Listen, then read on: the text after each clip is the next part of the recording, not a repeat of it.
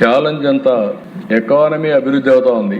అభివృద్ధి అయినప్పుడు ఆటోమేటిక్ గా డబ్బులు సంపాదించే విధానంలో పిల్లలు దొరుకునే పరిస్థితి వస్తా ఉంది. దీనివల్ల చాలా దేశాలు ఇబ్బంది పడ్డాయి. అందుకే ఒక నూతనమైన విధానం కోసం ఈరోజు మేము ఆలోచించేది, రెండో చైల్డ్ గాని 2 కంటే అబౌవ్ ఎంతమంది వాళ్ళు ఇచ్చేస్తే డెలివరీ సమయంలోనే 25,000 రూపాయలు ఆ పేరెంట్స్ కి డబ్బులు ఇస్తామని చెప్తున్నారు.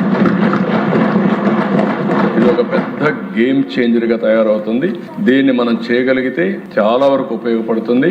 ఇంకొక పక్కన ఇది కాకుండా మీరందరూ ఆలోచించినప్పుడు ఎవరైతే గవర్నమెంట్ లో పనిచేసే వాళ్ళందరికీ భార్య భర్త ఈక్వల్ పేరెంటింగ్ అది చేయాలనుకున్నప్పుడు మగవాళ్ళకు కూడా రెండో బిడ్డ అయితే 1 నెల అదనంగా పేరెంటింగ్ కోసం లీవ్ గ్రాంట్ చేస్తాం.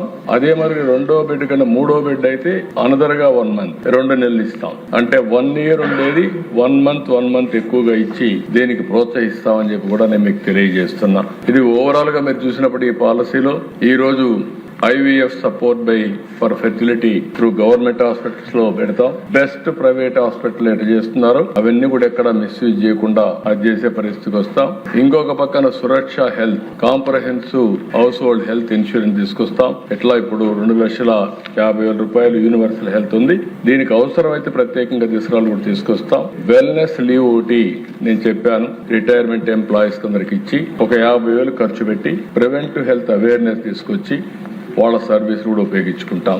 ఇది ఓవరాల్ గా ఇది ఒక పాలసీ కింద తీసుకుని ఈ రోజు ఇవన్నీ కూడా డిబేట్ చేయాలని చెప్పి నేను మిమ్మల్ని కోరుతున్నా. దీనిపైన ఒక డాక్యుమెంట్ కూడా తయారు చేశాం. ఆ డాక్యుమెంట్ మీకు అందరికీ ఆన్లైన్ లో కూడా పెడుతున్నాం. ఆన్లైన్ లో పెట్టి చాలా డీటెయిల్స్ అన్ని ఉన్నాయి. ఒకసారి మెంబర్స్ అందరూ కూడా చదివితే మీకు కూడా ఐడియా వస్తుంది. అవసరమైతే ఈ నెలంతా మీ నియోజకవర్గాల్లో ఒక మీటింగ్ ఒకటి పెట్టి ఇప్పుడు ఉండేది ఏమన్నా ఇచ్చాం, భవిష్యత్తులో ఏమి ఇవ్వాలో మీరు చెప్తే ఇంకా మార్పులు ఏమైనా తీసుకొచ్చి అవన్నీ కూడా ఇంటిగ్రేట్ చేసి బై మంత్ ఎండ్ ఒక పాలసీ తీసుకొస్తాం. April 1 నుంచి దీన్ని అమలు చేస్తామని చెప్పి నేను మీకు తెలియజేస్తున్నా.